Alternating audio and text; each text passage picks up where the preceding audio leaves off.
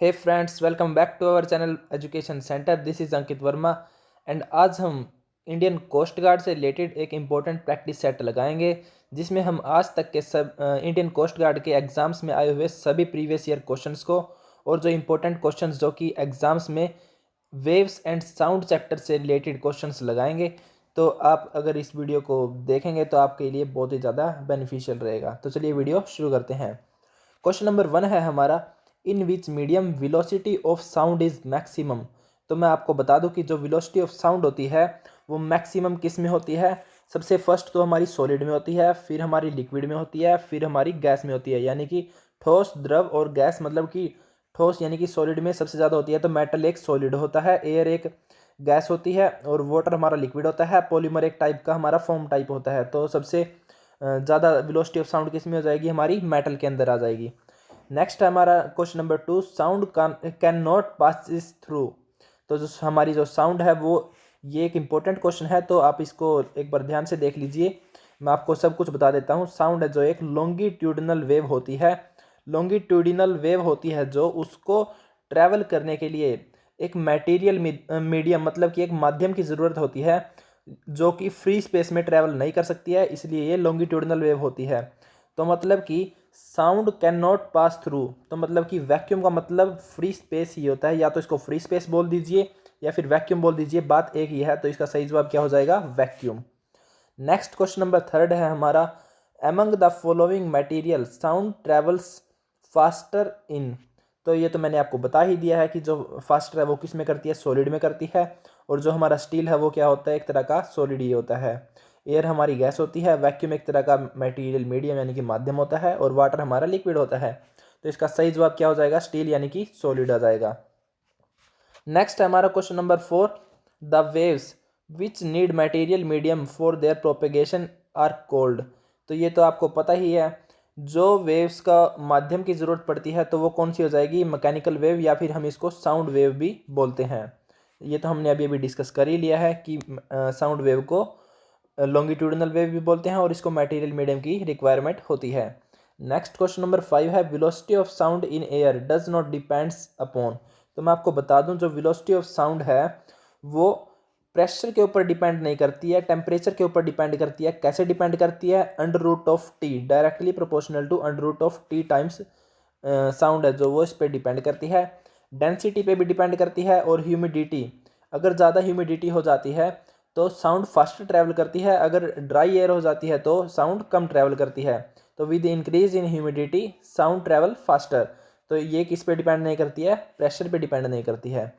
Next है हमारा question number 6। Question number 6 को हम देख लेते हैं। When a vibrating tuning fork is placed on a table, loud sound is heard, this is due to. तो हमें जो लाउड साउंड है वो किसके कारण सुनाई देती है, वो हमें फोर्स्ड वाइब्रेशन, क्योंकि ट्यूनिंग फोक को बजाने के लिए हमें कुछ फोर्स देना पड़ेगा, कुछ बल लगाना पड़ेगा। और जब हम उसको टेबल के ऊपर रख देंगे तो टेबल में वाइब्रेशंस पैदा हो जाएंगी, जिससे जिसको हम क्या बोलेंगे, फोर्स्ड वाइब्रेशन। तो इसका सही जवाब क्या हो जाएगा, फोर्स्ड वाइब्रेशन। ये एक बार एग्जाम में आया था, तो हम यहाँ पर इसको कवर करेंगे। Next question number 7, when a vehicle passes TV reception get distorted, this is because. जब एक व्हीकल पास करता है तो जो हमारा टीवी का सिग्नल है वो हमारा जो एक सेकंड के लिए या फिर एक नैनो सेकंड के लिए हमारा जो वाइब्रेशन होने लगती है, या फिर आप कह लीजिए एक तरह से लॉस्ट हो जाता है। तो वो क्यों हो जाता है, क्योंकि गाड़ी में एक स्पार्क प्लग होता है जिससे कि हमारा इलेक्ट्रोमैग्नेटिक डिस्टरबेंस क्रिएट होता है, जिससे ये हमारा टीवी रिसेप्शन है डिस्टॉर्टेड हो जाता है। तो आप इसको याद कर लीजिए। नेक्स्ट है हमारा, longitudinal waves can not pass through. Longitudinal wave को तो आप रट ही लीजिए क्योंकि ये क्वेश्चन बार बार एग्जाम्स में आता है। लॉन्गिट्यूडिनल वेव क्या होती है, हमारी साउंड वेव्स होती है। तो साउंड वेव्स किस में ट्रैवल नहीं कर सकती, फ्री स्पेस यानी कि वैक्यूम में ट्रैवल नहीं कर सकती हैं। नेक्स्ट है question number 9, which of the following is used in oven. ये इंपॉर्टेंट क्वेश्चन है गाइज, आप इसको रट लीजिए क्योंकि ये क्वेश्चन बार बार आता है।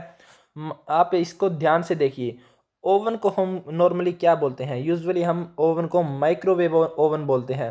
तो सिंपल इसके नाम से ही प्रोनाउंस हो रहा है कि माइक्रोवेव ओवन मीन्स माइक्रोवेव्स इसमें यूज होगी। Next question number 10, the velocity of sound in air is affected by change in the. जो हमारी एयर की साउंड की वेलोसिटी है मतलब हमारी जो साउंड की स्पीड है तो वो किसके चेंज पर प्रभावित होती है।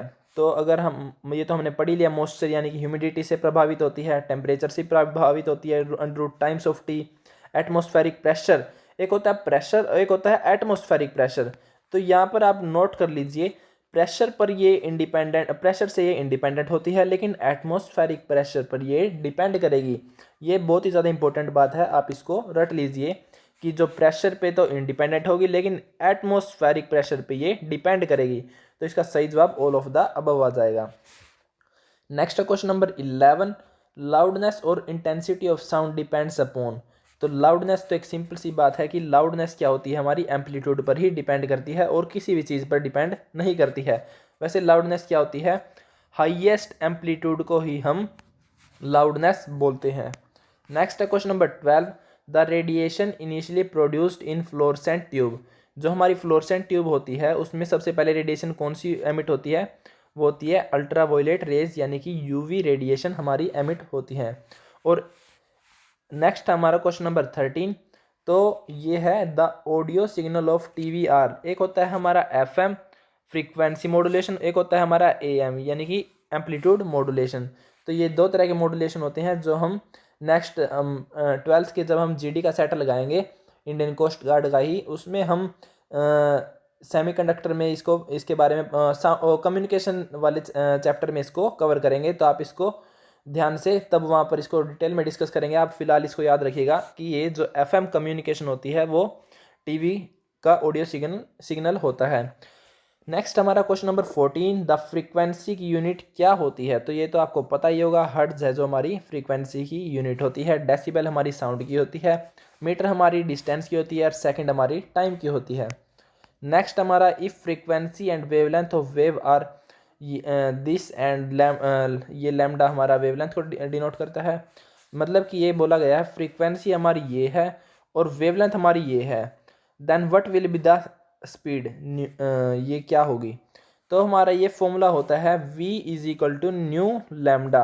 मतलब कि v का मतलब हमारे यहाँ पर स्पीड हो गई है और यहाँ पर फ्रीक्वेंसी हो गई है, ये न्यू का मतलब फ्रीक्वेंसी और लैम्डा का मतलब वेव लेंथ। तो ये तो हमारा स्टैंडर्ड फॉर्मूला होता है, इसमें तो कोई याद करने की बात ही नहीं है क्योंकि ये तो आपको रटना ही पड़ेगा।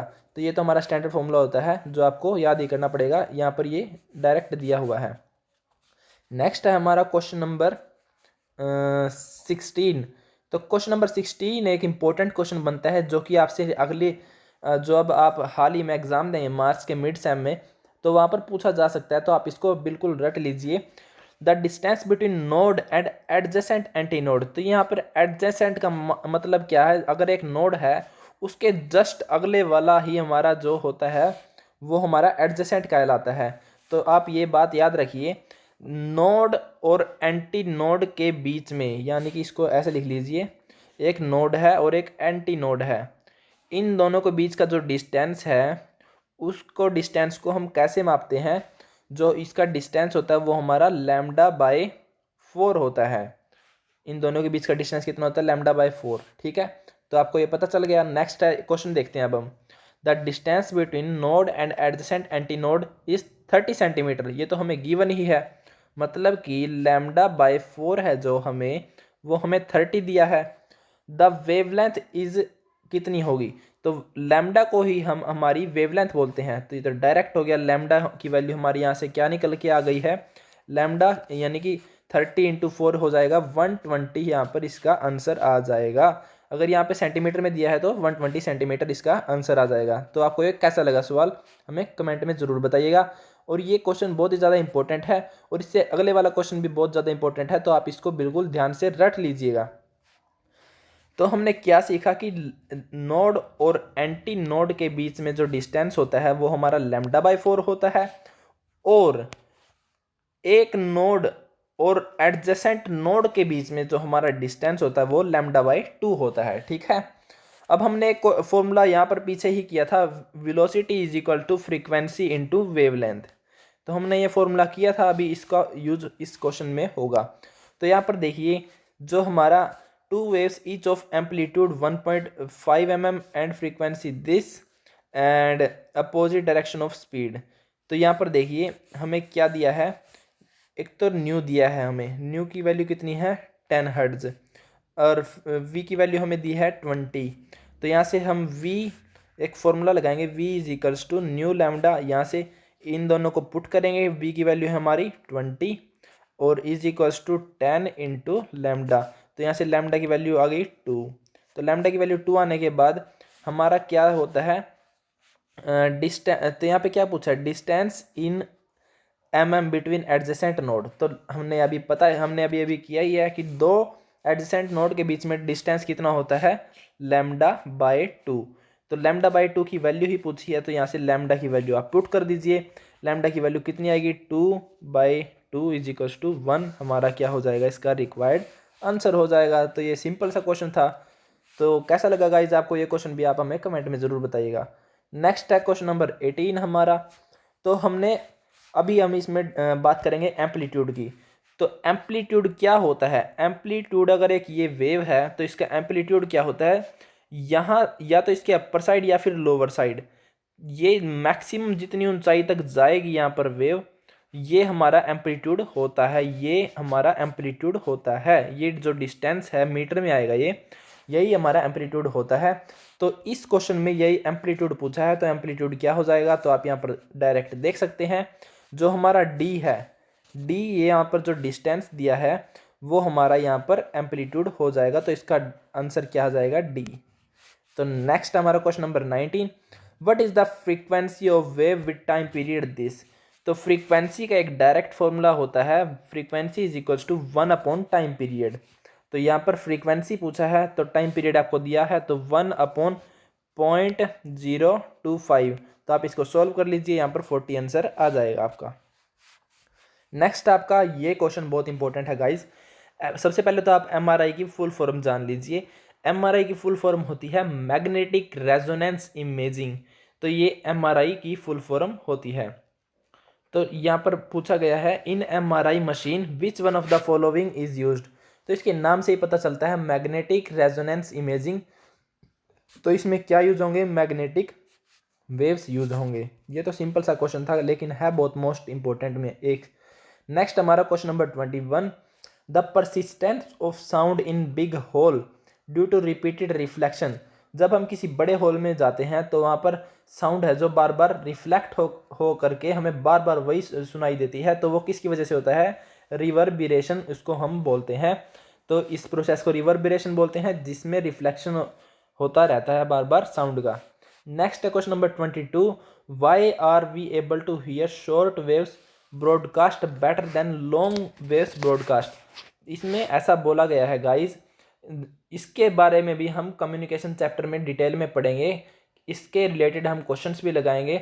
इसमें क्या पूछा गया है कि जैसे हम शॉर्ट वेव्स कम्युनिकेशन, जैसे कि हम आइनोस्फेरिक कम्युनिकेशन बोलते हैं या फिर ग्राउंड वेव्स कम्युनिकेशन बोलते हैं।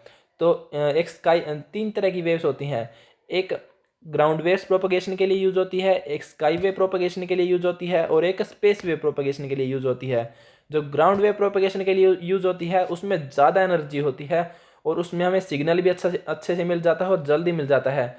नेक्स्ट उससे अच्छी हमारी मतलब उससे कम एनर्जेटिक कौन सी होती है, स्काई वेव प्रोपगेशन, क्योंकि उसमें आइनोस्फेरिक से टकरा करके साउंड को वापस हमारे पास आना पड़ता है, मतलब ट्रांसमीटर से आइनोस्फेरिक तक जा करके वापस रिफ्लेक्ट होके वो रिसीवर तक आएगी।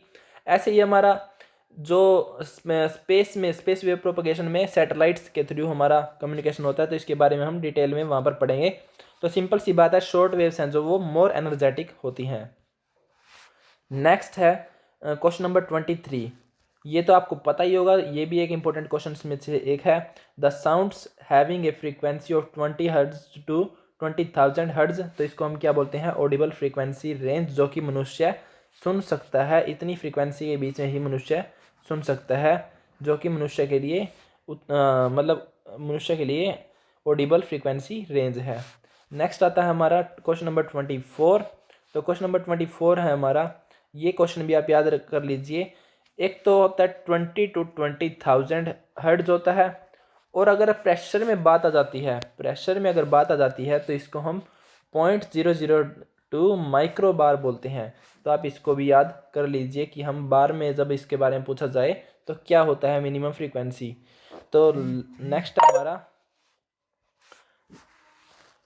Question number 25। तो क्वेश्चन नंबर 25 क्या है, the bats can fly in the dark. तो बैट्स जो चमगादड़ होते हैं वो अंधेरे में कैसे उड़ सकते हैं, क्योंकि वो यूवी रेडिएशन अपने शरीर से बाहर फेंकते हैं और वो वापस किसी चीज़ से टकरा करके हमारे पास रिफ्लेक्ट बैक होकर आती है, जिससे कि उनको ये पता चल जाता है कि उनके सामने कोई ऑब्स्टेकल है, जिससे कि वो समझ जाते हैं कि उनके पास उनको यहाँ से बचना है और यहाँ से उसको निकलना है। तो इस तरह से वो यूवी रेडिएशन से अपना रास्ता ढूंढ लेते हैं। Next question number 26, which one of the following animal can hear ultrasonic sound wave. तो ये तो आपको पता चल ही गया होगा, चमगादड़ है जो वो अल्ट्रासोनिक साउंड वेव को सुन सकते हैं और अपने से एमिट भी कर सकते हैं।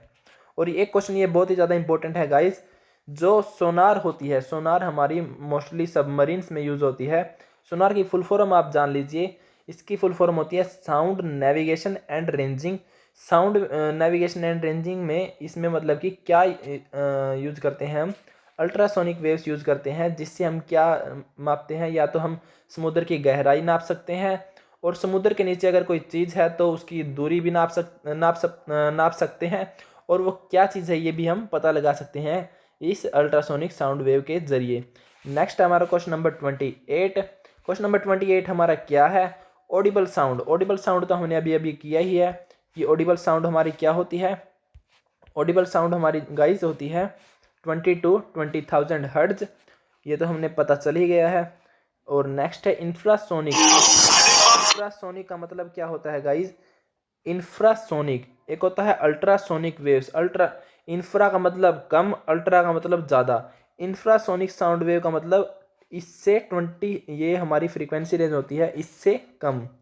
और अल्ट्रासोनिक का मतलब इससे ज़्यादा, इससे ज़्यादा क्या हो जाएगी, हाइयर देन 20,000 हर्ट्ज। मतलब मिनिमम रेंज ये है, मैक्सिमम रेंज ये है। अगर इससे कम जाती है तो इंफ्रासोनिक हो जाएगी, इससे ज़्यादा जाती है तो अल्ट्रासोनिक हो जाएगी। और गामा रेज तो हमारी ये तो माइक्रोमीटर में आती है, तो ये तो आपको डायरेक्ट पता चल ही गया होगा, 10⁻⁻12 मतलब 1/10⁻12। ये तो बहुत ही ज़्यादा कम वैल्यू है, तो ये तो आप सुन ही नहीं सकते हैं। तो इस तरह से आपके ये सही मैचिंग हो गई है। तो इस तरह से गाइज हमारा आज का सेट कंप्लीट हो गया है। आज हमने वेव्स एंड साउंड चैप्टर से कंप्लीट इसके आज तक के सभी क्वेश्चंस आए हुए हमने आज इसके लगा लिए हैं, और जो इसके इंपॉर्टेंट क्वेश्चन बनते थे वो भी हमने इसके कवर कर लिए हैं। ऐसे ही हम हर एक चैप्टर के लिए बारी बारी से नाविक जीडी और नाविक डीबी के हर एक लेसन से हम इसके इम्पोर्टेंट क्वेश्चंस को उठाएंगे, और जो आज तक के प्रीवियस ईयर्स में हर एक चैप्टर से क्वेश्चन आए हुए हैं वो हम इसके एक ऐसे ही पीडीएफ बना करके आपके लिए लेकर के आएंगे। तो दोस्तों, अगर आपको वीडियो अच्छी लगे तो वीडियो को लाइक करना मत भूलिएगा, और आप हमारे चैनल को सब्सक्राइब कर लीजिए ताकि आप हमारे नोटिफिकेशन को मिस ना कर सकें, जिससे कि आपका बहुत ज़्यादा बेनिफिट हो सके। क्योंकि हमें इसकी थोड़ी बहुत ज़्यादा ही नॉलेज है औरों से, क्योंकि हमने इसका 2 बार एग्ज़ाम क्वालिफाई कर लिया है, और हमने इसकी कोचिंग भी ली थी, तो हमें इसके बारे में पता है कि इसका एग्ज़ाम क्वालिफाई करने के लिए आपके लिए बेस्ट मटेरियल क्या रहेगा गाइज़। तो आप इसके लिए हमारे चैनल को सब्सक्राइब कर लीजिए। अगर आपको कोई भी टॉपिक्स में डाउट आ रहा है तो आप हमें कमेंट में ज़रूर बताइएगा, हम कोशिश करेंगे कि हम उससे रिलेटेड वीडियो लेकर के आएँ और आपका डाउट क्लियर कर सकेंगे। तो इसलिए अगर आपको किसी भी टॉपिक में या फिर कोई भी कंटेंट चाहिए तो हम उसको आपको कंटेंट प्रोवाइड भी करेंगे। तो दोस्तों, आप हमारे चैनल को सब्सक्राइब कर लीजिएगा। Thank you guys. जय हिंद, वंदे मातरम।